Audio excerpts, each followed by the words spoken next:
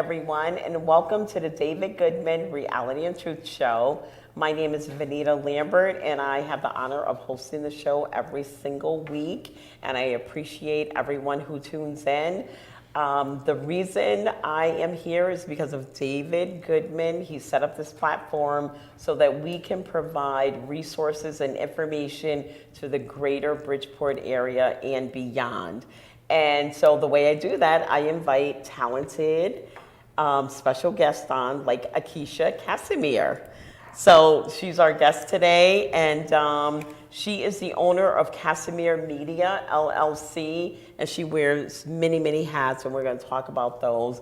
But Akeisha, welcome to the David Goodman Reality and Truth Show. Thank you. Thank you for having me. You are welcome. Thank you for, coming on and sharing your information. So why don't you just tell our audience a little bit about yourself and talk a little bit about your business and or what you're passionate about, the kids. Like I said, you have many, many hats, so we're going to go through as much as we can. Yes, thank you. Well, my name is Akeisha Casimir. I was born and raised in Stanford, the south end of Stanford. And I had two wonderful children who are now 31 and 28. And most of my career has been working with children and families and advocating for children and families. And I also have a child development background. I earned an associate's degree at Norwalk Community College in Human Services, and I earned a bachelor's degree at Sacred Heart University in Criminal Justice. Go Pioneers. Awesome. That's a great start. So yeah, most of my career has been dedicated to improving the quality of life for those who feel underrepresented and don't have a voice. And through volunteering in the school system and volunteering in other areas is what brought me here today. I have a small business that helps the Department of Children and Families improve the quality of life for foster kids in this state. And I love it. That is so important. I could feel your passion about that because children are our future, and it takes a community to look out for them, and they need a lot of assistance. And they're still developing, and a lot of children, I feel, fall into situations that they just don't understand, and they have questions like, why is this happening to me? And what can I do about what's happening to me? So it's great that we have people like you to help them, simplify that information, simplify, what's happening to them, and explain what's going on and why it's happening and, what they can do about it. And so, and how they can improve themselves. And it would, I can imagine that you're teaching them self-care at a very early age and how, things that are out of your control, you just can't worry about. You can only focus on the things that are in your control, that you can control. Absolutely. It's very hard for many adults to understand that concept, to just put aside what we don't have control over and work on the things that we do have control over. Absolutely. Yeah. And I can imagine I think kids would handle it. You know what? I think kids are just better than we do, adults. Really, I think, since they're still developing, they're so young, elementary school or whatever, I'm old and I'm set in my ways. I don't like change. But children, I think they're able to adjust as long as it's in a positive way. Well, in order to be an effective advocate as a parent, or whether you're in the community or whether you're a board member like myself, I think it's very important to understand child development. They talk about how the only organ that is not fully developed when you have a baby is the brain. All of the other organs are fully developed except for the brain. So that's why we have to keep repeating things to kids over and over again and building those pathways to memories. Raising a child is probably the most difficult job on earth. It is for me. I can tell you that first day. Oh, you Exactly. You just made me have flashbacks. The first day, and I'm going to interrupt you for a minute. It's okay. We brought my son home and from the hospital, and we put him in his room, in his crib, and me and my husband were sitting on the couch, and he started to cry. And we just looked at each other for like a while. The baby was in there screaming, and we're like, he was like, "You better go get that baby," and that's how it happened, and that's what I started learning, because you just don't know what you don't know. That's right. Parenting is definitely trial and error. That's for sure. That is so funny because it's true. It's a lot of stories like that. Absolutely. So the development is real. Yes, and when they're babies, as we know, they're the most vulnerable, right? They need that 24-hour care, and crying is the only way that a baby can communicate to let you know that something's wrong or that they have a certain need. Mm-hmm. So we have different parenting styles. People have different parenting styles within our culture, within our city, within our community and country. But the one thing that all children need is to be encouraged and to be nurtured, because once they know that they are with adults that they trust, that they will have the courage to go out into the world and try different things and interact with different people. Exactly.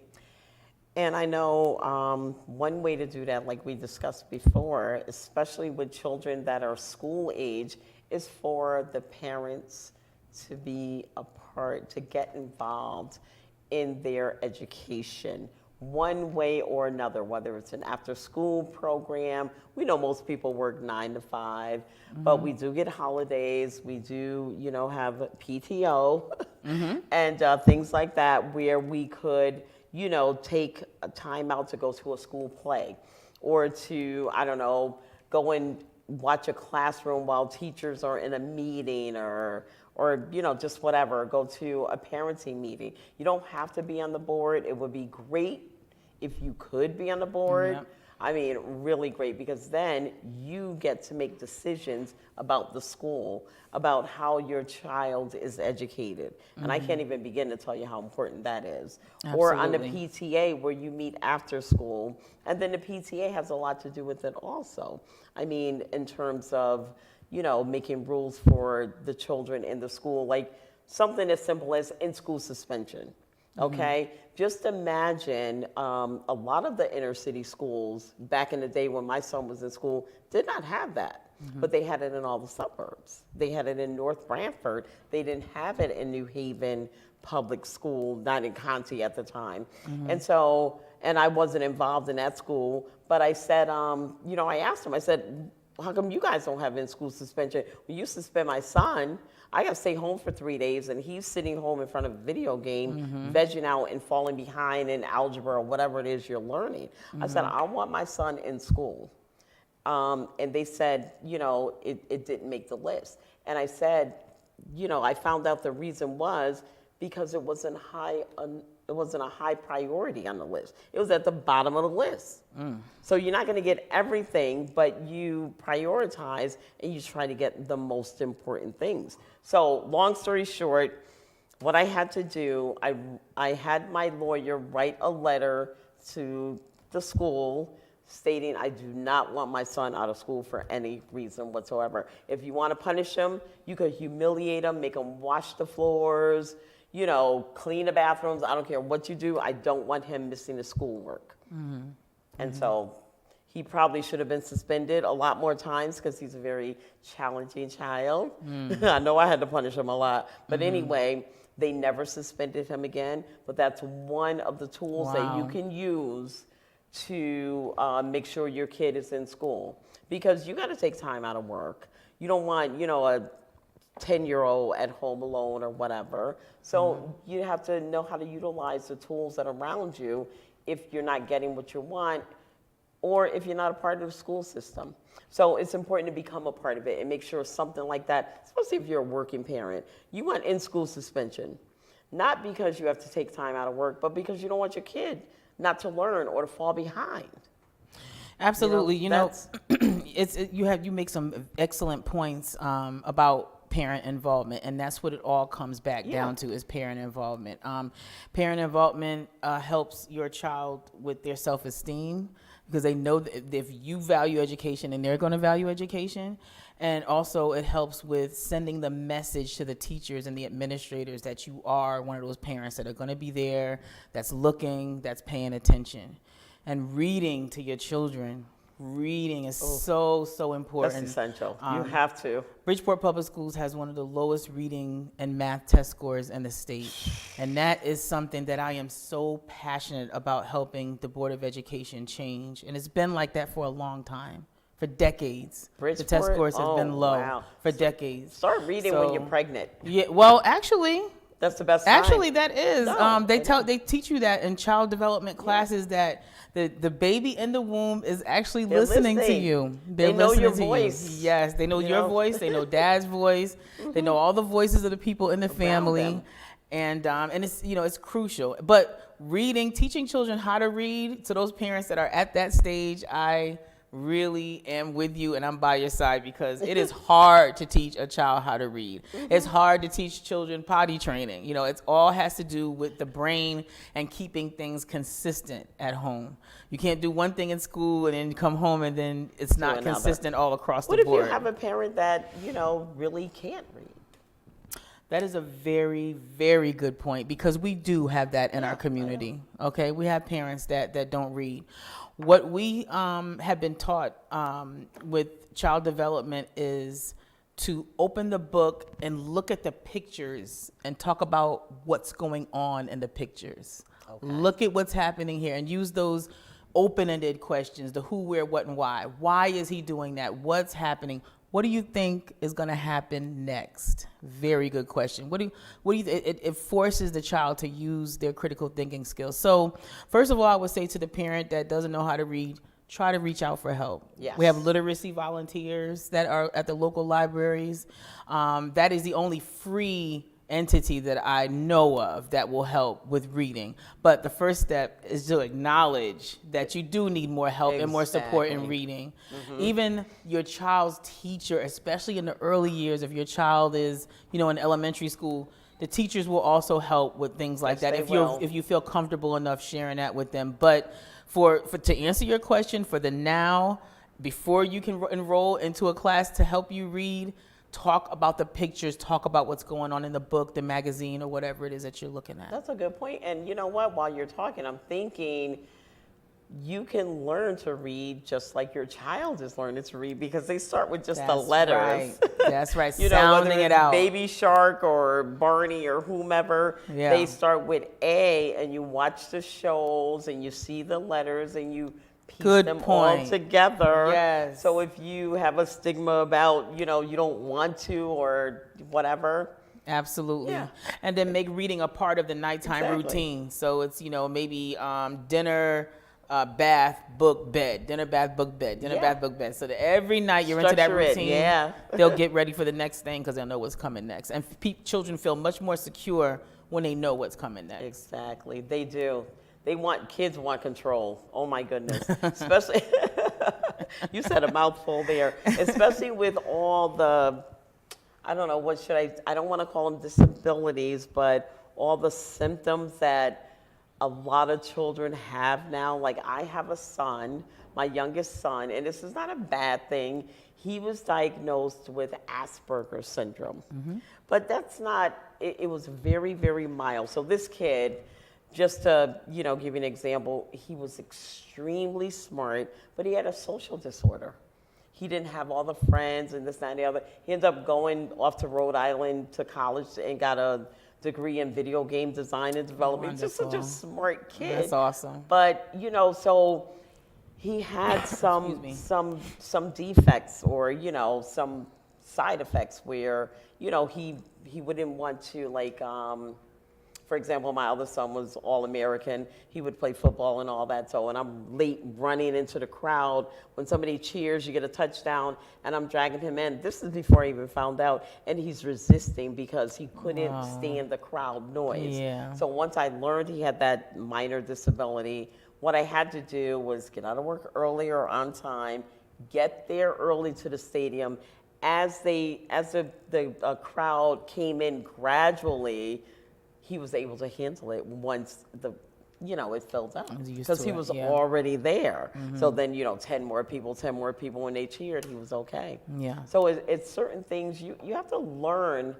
what type of child you have, and things they like and things they don't like. And I would just recommend talking to them, asking them, when they're old enough to talk, 5, 6, 7, what do you like, what do you don't like, or ask them, talk to them about what they did in school and everything. So I guess what I'm getting to is, for me, one of the most important things is to build a relationship with your child. Absolutely. Okay, and then extend that relationship to a school with his friends and so on and so forth, because you want to volunteer. Get involved. You got to get involved with your child. That's a very good point about special needs kids. We a good part of the public school budget is used on special needs children. Out of district tuition, transportation. It is super important as a parent to understand exactly what your child's diagnosis is, to read and do research. Everything is online now. Nobody can hide anything from us anymore. Yeah. Everything is online. Just be sure that you have the right sources. When you do research, make sure that you have the right source. Don't get wrong information. And you're going to look for extensions like .net, .org, .gov. Those are the type of extensions that you look for. Those have mostly the most legitimate information. But again, become an expert on what your child's condition is, so that you can advocate effectively for them. Absolutely. That's a great point. Bringing up the phone, you could do that now. You have a computer in your hand. That's right. You don't even need to know how to spell it. you just press that speaker. Yeah, that's right. That's right. Yeah, it's true. You press the speaker and you say Asperger's syndrome, or what happens when a child doesn't want to eat, or just whatever the problem is. Right. And they'll give you a list of things. Absolutely. Google is my best friend. Yes, that's right. And everybody has it in the palm of their hands. That's it. So, okay, so what else is there? What else do we have with the children? Or with your, so you're also involved, you're on the school board, is it? Yes. Or you're running, so clear that up for me. It's both. So okay. I'm on the school board. I was voted in by the board. I wasn't voted in by the voters. Okay. So I applied for a position, a Republican position that was open on the school board, and I had gotten accepted or got the majority vote. So now I have finished out the person whose seat I replaced. I finished out that term. Okay. And now I need to run for my seat. And get elected by the voters. By the voters this time. But did you guys hear that she's a Republican? I am a registered Republican in Bridgeport. I am. I had to point that out because, we're in Connecticut. It's a blue state. Yes. And most of the people here are Democrats. Yes. But I love everybody, and just because you're a Democrat or a Republican, it doesn't mean that you don't care about the kids. So you're a Republican, I'm a Democrat. We care about what happens to the kids. That's the bottom line. That's absolutely what I want the voters to know, is that vote for the person who you feel that is the best person for the job. That's why I was an independent after I graduated from high school many moons ago. When I registered as a voter, I registered as an independent, and I stayed that way until about 4 years ago, I would say, when I decided to change and do the Republican Party. But again, to your point, the most important thing is to have a conversation with the candidate. If you're sure and you're on the fence, call up the candidate and have a conversation with them. Maybe go out for a cup of coffee. Listen to what it is that they have to say. I like to look people in their face. Me too. Don't get me wrong. I like Zoom and phone conferences, but I really like to be face to face with that person, because that nonverbal communication is definitely going to flow through and come through. And you'll if you're somebody who's smart, you'll be able to know whether that person is being true to what it is that they're saying.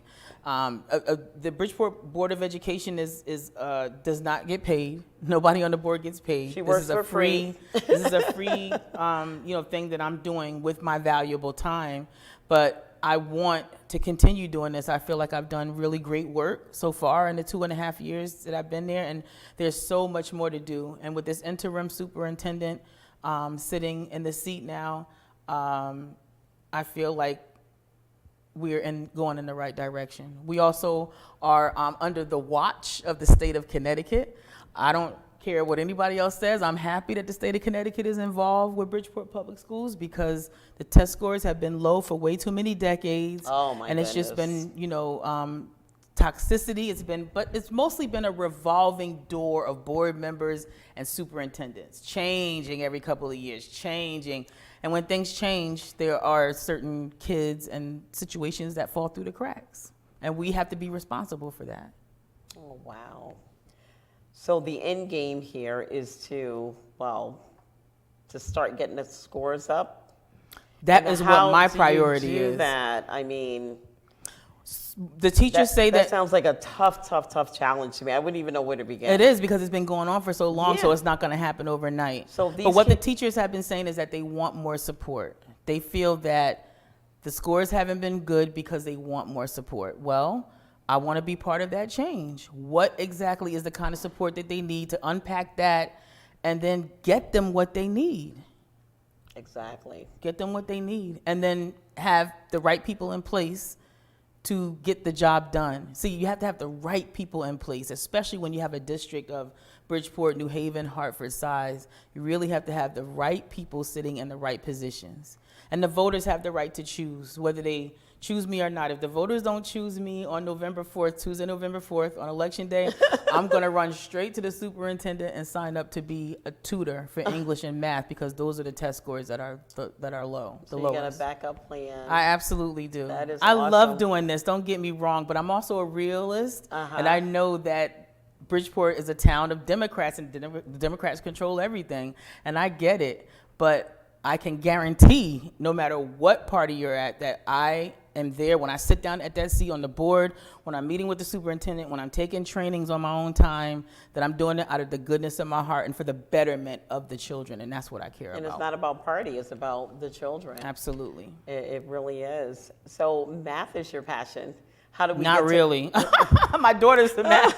My daughter has a degree at Quinnipiac University. She has a math degree. She's the math person. Me, I went back to school for math. I was telling you before that my daughter's the reason why I actually went back to college for math because I couldn't help her with her 5th grade math homework. That's the reason why I went back. But yes, I could help you with something, a little Yes. something, for So sure. I wanted you to say that. So don't feel bad Right. if your child comes home with some math that looks like, another language. Right. Because I'll be honest with you, I would not be able to help my grandchild with anything math. Right. Talk to me about English. I'm good Right. with that. But don't talk to me about any math. And that's why we have tutors. Well, I love the teachers. The teachers that math teachers, English teachers, doesn't matter like what most of them for the most part are very passionate. They're educated, they know what's going on, and they know how to teach. We get that.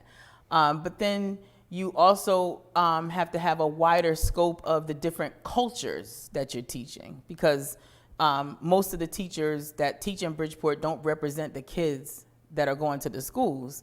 Not to say that they can't do their job. Of course, they've been teaching for all these, especially the ones that have been here for all these years. But it's also important to tune in to the culture.